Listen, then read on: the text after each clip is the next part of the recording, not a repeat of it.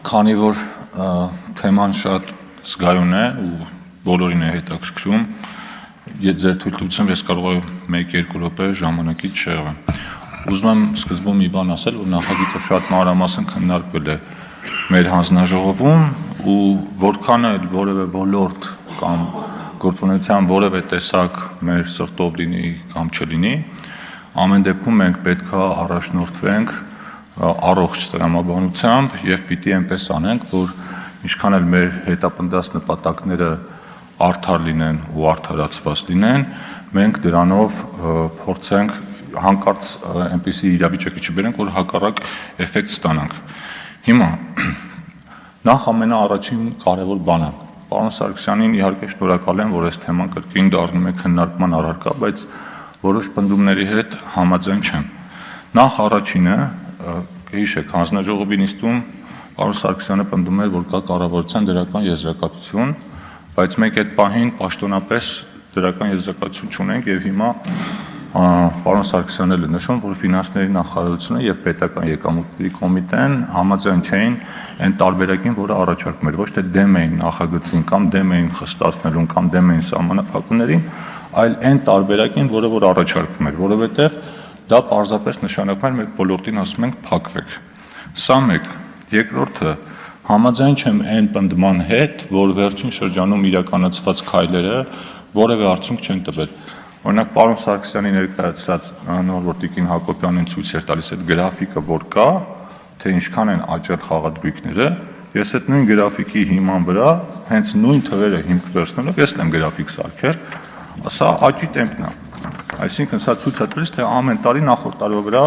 որքանով են աճել։ Եթե նախորդ տարիներին մենք ունենք կրկնակի աճ, եռակի աճ, 2023 թվականին եւ 24 թվականին խաղադրույքների ծավալը աճել է միջինը 10%-ով։ Սա մեկ։ Հիմա ինչ վերաբերում է հարկային բեռին։ Կա հարկային բեռերի համեմատման ընդունված չափանիշ։ Համեմատության համար, որպեսզի հասկանան, թե ոլորտը նորմալ է հարկվում շատ թե քիչ, վերցնում են ոչ թե խաղադրույքների ծավալի համեմատ են հաշվում հարկի չափը, այլ հաշվում են, այսպես ասենք, GGR կոչվող ցուցանիշի նկատմամբ, այսինքն շահումների եւ խաղադրույքների տարբերության։ Դա, եթե դուք ուզենաք միջազգային համեմատություն անեք, ամենաառաջին ու կարևոր ցուցանիշը դա է։ Ուրեմն սա, հարգելի գործընկերներ, մեր վիճակագրությունը 2-3 տարիների ընթացքում 2022 թվականին ոլորտի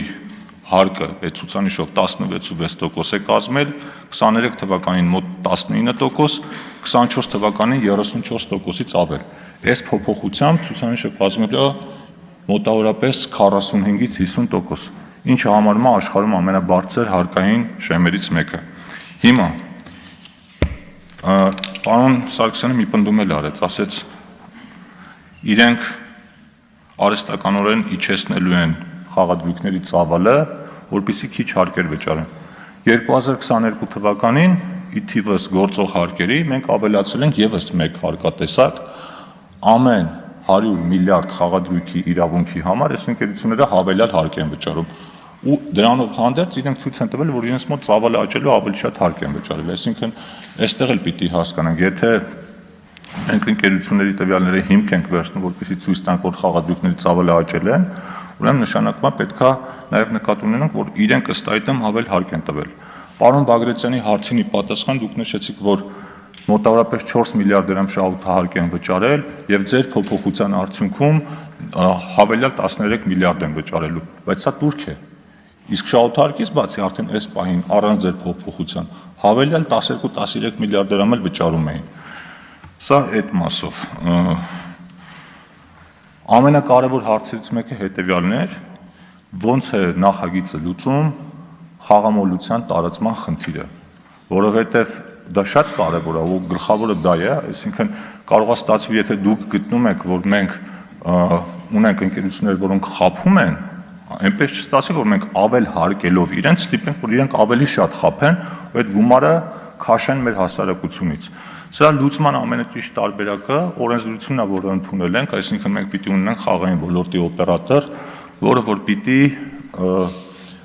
այս ոլորտի վերաբերյալ մեծ թափանցիկություն ու վստահություն ապահովի, օրենքով դա պիտի արդեն այս տարվա մարտին գործընթացը սկսած լինի, կարող է մի քիչ ձգձգվի, բայց մենք պիտի ամեն ինչ անենք, որ այդ գործը արագանա։ Եվ վերջում ուզում եմ տեղեկացնել հարգելի գործընկերներ, որ վարչապետի մոտ քննարկման արդյունքներով մենք ունեցել ենք հետևյալ պայմանավորվածությունները։ Առաջին, մենք ոչ թե շրջանառության հարկ ենք կիրառելու, այլ գործող ավարտում եմ 20 վայրկյան, այլ գործող պետական տուրքը, որ նշվում էր ամեն լրացուցիչ, խմբականակ խաղադրույքների դեպքում կրկնապատկում ենք, այսինքն մենք փաստացի պետական տուրքը խաղային ոլորտի համար կրկնապատկում ենք։ Երկրորդ, ինչպես պարոն Սարգսյանն նշեց, մինչև օպերատորի մուտք գործերը ամեն տարի դա ավելանալու է, 6 ամիսը ես անկեղծ ասած չեմ հիշում, իմ հիշելով ամեն տարի էր մինչև մուտքը, որովհետև տուրքը տարեկան հաշվարկվող մեծություն է, եւ երրորդ պայմանավորվել ենք, որպեսզի փոփոխությունը արագ մտնի ուժի մեջ եւ այդ նպատակով հանձնաժողովի նիստով որոշել ենք, որպեսզի 24 ժամանոց ռեժիմ սահմանենք։ Ըստ այդմ, հարգելի գործընկերներ, ես խնդրում եմ առաջին ընթերցման դրական եզրակացություն տալ նախագծին, որը ձեզ ներկայացված է, սա նախնական տարբերակն է, մինչև երկրորդ ընթերցում մենք փոփոխությունները թե հանձնաժողովի նիստում, թե արդեն